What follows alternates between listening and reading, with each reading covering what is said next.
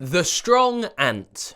The crumb Antonia was carrying was getting heavier and heavier, almost too much to bear.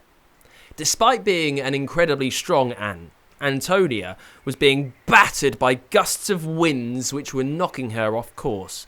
The gusts of winds kept coming, one after the other, and it was starting to get too difficult. With one final gust, the wind blew the crumb Antonia was carrying out of her grasp. Antonia chased after it. She had a reputation to preserve. All the ants in her colony knew that she could carry the heavy crumbs. But the wind was getting the better of her.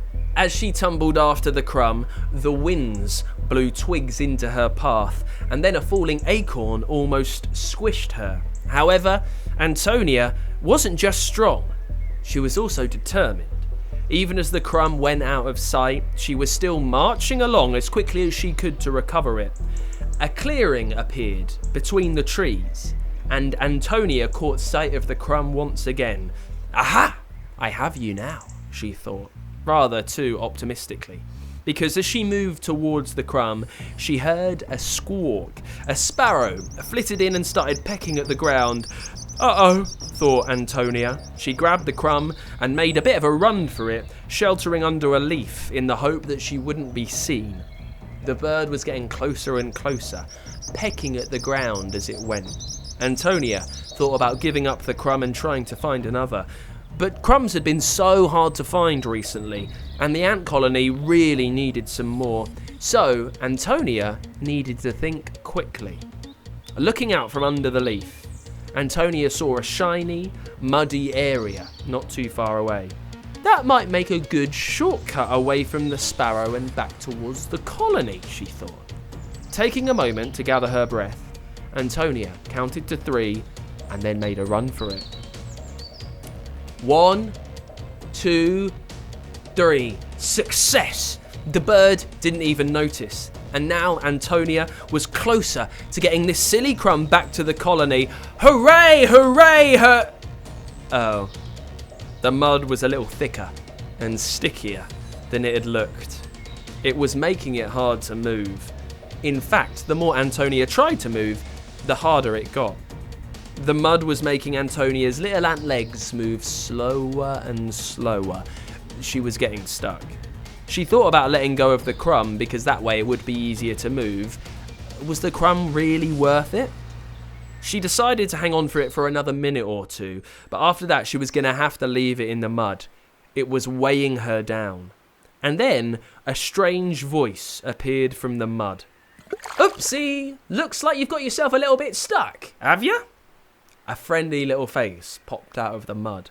I'm Marley the earthworm. I don't think you were made from mud like this, were you? Not like me. Oh, I love it. I wriggle around in this stuff all day. It's great. Antonia was frustrated and said, well, it's all very well for you, Marley, but I've got to get this crumb back to the colony. Marley smiled. Oh, crumbs, hee! And then Marley laughed at his own joke for a full minute. You really shouldn't laugh at your own jokes, but Marley really enjoyed making bad jokes, and he simply couldn't help but laugh. In fact, the only thing that stopped him from laughing was noticing that Antonia was beginning to sink in the mud. Let me help you out, said Marley, just about containing his laughter. Honestly, he would probably still be laughing now had he not had to help out Antonia. Thank you, said Antonia, as Marley pulled her out of the sticky mud. She had no idea what she'd have done without Marley's help. It was even worth his dreadful joke. Well, just about anyway. And so the journey with the crumb continued. This wonderful, vital, heavy crumb which was going to the ant colony. And Antonia was nearly there. Not long to go now, she muttered to herself. I could make it even shorter for you, said a voice. What's that smell? Said Antonia. Oh yeah, sorry, that's me. I am a dung beetle. My name is Poopsie. Poopsie the dung beetle. Antonia thought this was a bit of an unfortunate name, but didn't say anything. Poopsie the dung beetle suggested Antonia followed him as he knew a special network of tunnels that would get her there even quicker. Antonia was suspicious. Last time she had tried to take a shortcut, it hadn't worked out so well. Oh, come on. Follow your old friend Poopsie. The tunnels are this way.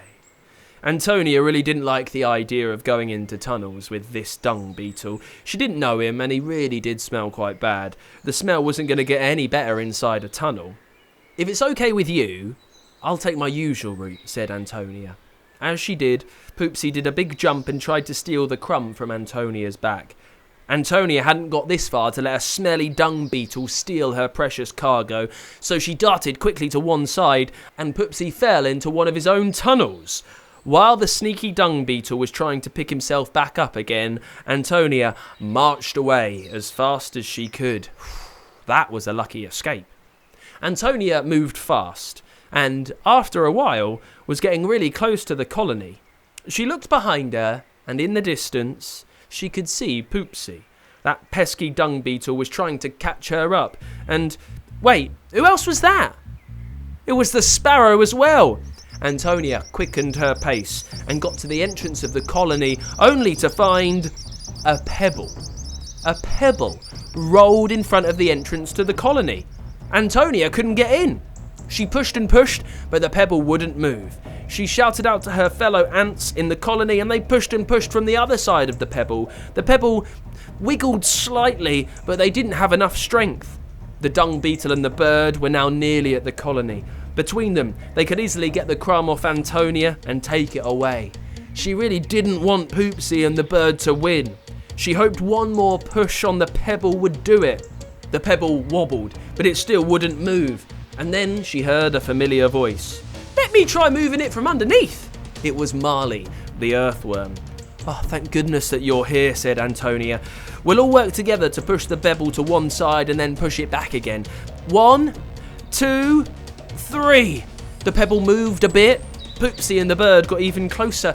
The pebble moved a little bit more. Poopsie and the bird were nearly in touching distance. The pebble shook and wobbled and trembled, and finally it moved. Antonia pushed the crumb into the colony and scarpered inside, and then Marley helped the ants all move it back in front of the colony so that Poopsie and the sparrow couldn't make it in. Phew. What a huge relief.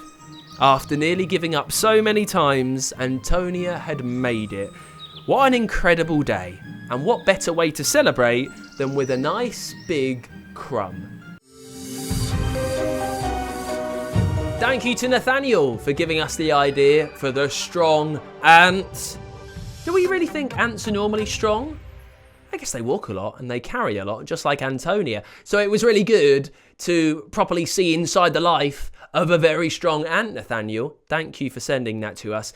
If you would like any characters to be included in our stories, or if you've got a title that you'd like to see made for yourself, make sure you use the StoryQuest character creator over at funkidslive.com. Nathaniel, you are our story master this week with the super strong ant. What gave you the idea for that name? Well, I found out this fact that an ant can carry 50 times his own body weight. 50 times its own body weight? Yeah. Is that one type of ant? Is it a species? Lots of ants? I don't know. So we've got this I ant. think it's one single ant. Just they found one ant that can carry all of this. So what's our super strong ant gonna do? Carry something heavy, then there's two parts and they all work together to make one gold. Nathaniel, I know that you love to read as well, don't you? What's your favourite book that you've read recently? The Famous Five. Oh, old school. What do you like about those? I like all the adventures they have. If you could go on an adventure anywhere in the world, Nathaniel, where are you going to go? Probably Wonderland in Hamburg, Germany. Okay, yeah, that's a good shout. Awesome. I didn't expect that. I thought maybe the jungle or somewhere near the ocean. Somewhere in Germany. And Nathaniel, it's been a real joy to chat to you. Thank you for being our story master this week. Got an idea for a story? Tell us the title at funkidslive.com/storyquest and we could bring your story to life. For a new story each week, make sure you hit subscribe or follow so you don't miss a single episode.